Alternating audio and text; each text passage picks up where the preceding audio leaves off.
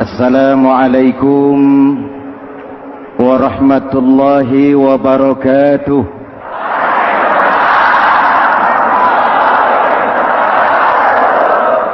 Alhamdulillah wassalatu wassalamu ala Rasulillah Sayyidina Muhammad ibn Abdullah wa ala alihi wa sahbihi wa mawala, amma ba'du.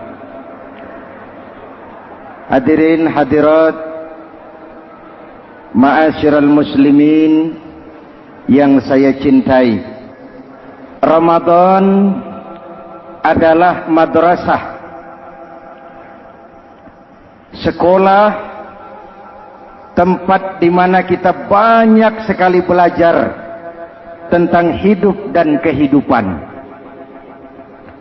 supaya kita lebih siap menghadapi hidup, supaya kita punya wawasan, supaya kita mampu melihat persoalan jauh ke depan, supaya kita tidak terjebak pada keuntungan sesaat tapi merugikan jangka panjang. Malam ini saya ingin mengajak kita semua melihat kurikulum Ramadan. Pelajaran apa yang diberikannya kepada kita? Pertama, Ramadan mengajarkan kita menjadi orang-orang yang sabar, ulet, dan tahan uji. Ini zaman di mana persaingan tajam. Betul? Jangankan jadi pejabat tinggi, jangankan jadi pengusaha sekarang ini, jadi kiai saja kalau tidak sanggup bersaing,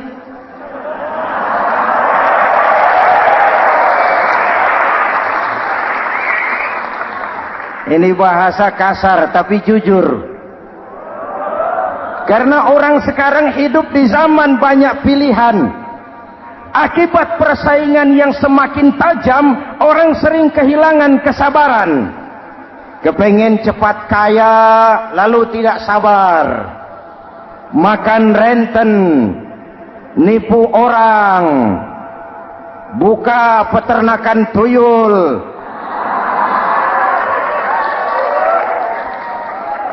korupsi. Sekarang ini kan lagi santer Bulog Gate jilid 2. Rupanya memang tajam uang Bulog itu.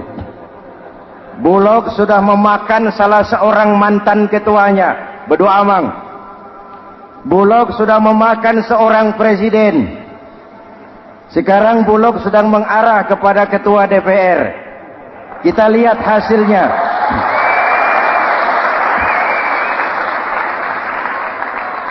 Tentu saja kita prihatin, karena kita tahu ekonomi kita sedang sulit.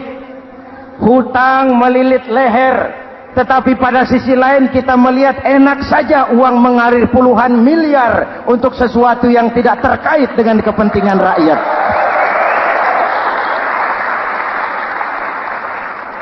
Karena itu puasa mendidik kita sabar. Biar lapar melilit perut, biar haus mencekik tenggorokan. Kalau maghrib belum datang, jangan sentuh makanan, jangan ambil minuman. Sabar. Betul? Ada waktunya. Lalu lintas itu macet karena kendaraan besar tidak mau ngalah, kendaraan kecil tidak tahu diri. Betul? Antrian di pasar kacau karena yang sudah dapat nggak mau minggir, yang di belakang dorong-dorong. Betul? Dimanapun antrian kacau, Bung. Kalau yang sudah dapat mau dapat lagi, yang nunggu kelamaan, akhirnya dorong-dorongan, kacaulah kehidupan sosial. Puasa melatih kita sabar. Karena sebagai bangsa kita punya latar belakang sejarah. Kita ini bangsa yang ditempa oleh segala macam kesulitan. Kita 350 tahun dijajah Belanda, sulit.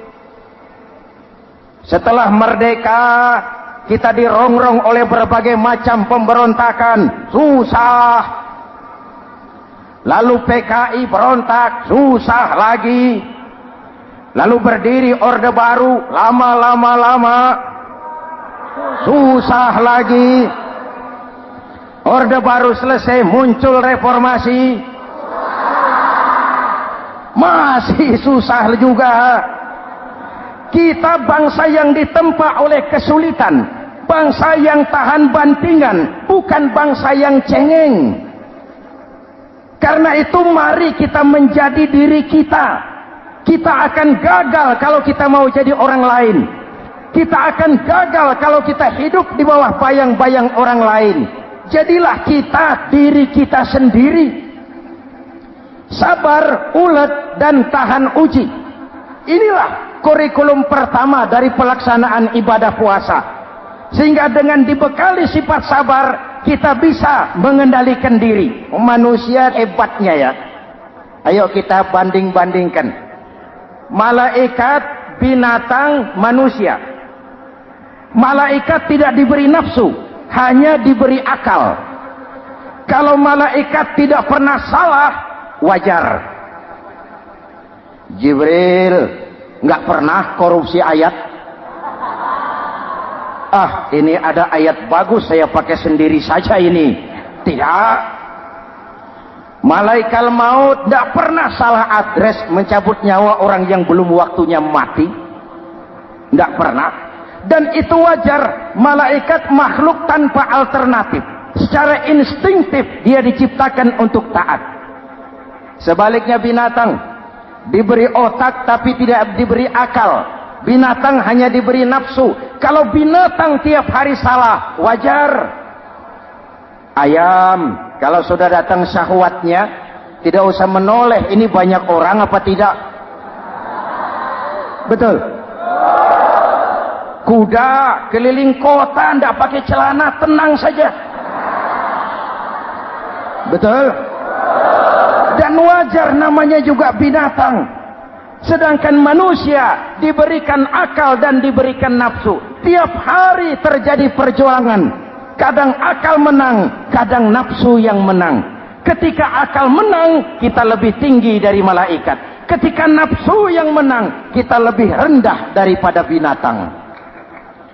Hadirin yang saya cintai, itu pelajaran pertama, sabar, ulet, tahan uji. Lalu pelajaran yang kedua, melahirkan sikap istiqamah. Punya stabilitas temperatur batin, istilah sekarang. Soal istiqomah ini saya tidak akan menjelaskan pengertiannya. Saya mau cerita saja. Mau dengar nggak? Ini tentang istiqomah. Dalam satu pertempuran, Jenderal Salahuddin Al-Ayyubi bersama tentaranya, tentara Islam, pernah mengalami kekalahan. Karena kalah, banyak yang ditahan jadi tawanan orang-orang kafir, beberapa perwira dan banyak ofsir. Tercatatlah ada 3 orang ofsir jadi tawanan raja kafir ini. Satu hari raja kafir musyawarah dengan perdana menterinya. Perdana menteri, saya tuan raja, ini tawanan Islam ini enaknya diapain? Kalau enaknya sih dibunuh saja tuan raja, selesai urusan. Soal bunuh sih gampang, Perdana Menteri. Maksud tuan raja, bujuk saja agar dia meninggalkan Islamnya, ikut ke agama kita. Nanti kita kasih hadiah. Begitu. Iya, baiklah. Besok saya sidang 3-3-nya. Besoknya ini 3 ofsir disidang di tempat terbuka langsung oleh Perdana Menteri. Mula-mula dipanggil ofsir pertama. Ofsir pertama, ya Perdana Menteri, sini. Baik. Kamu tahu kamu siapa? Tahu. Siapa kamu? Tawanan. Iya, kalau tawanan bisa diatur kan? Diatur bagaimana? Kamu mau nggak ikut saya bersama Tuan Raja meninggalkan Islam agamamu, mengkhianati saudara-saudaramu sebangsa, setanah air, sekeyakinan?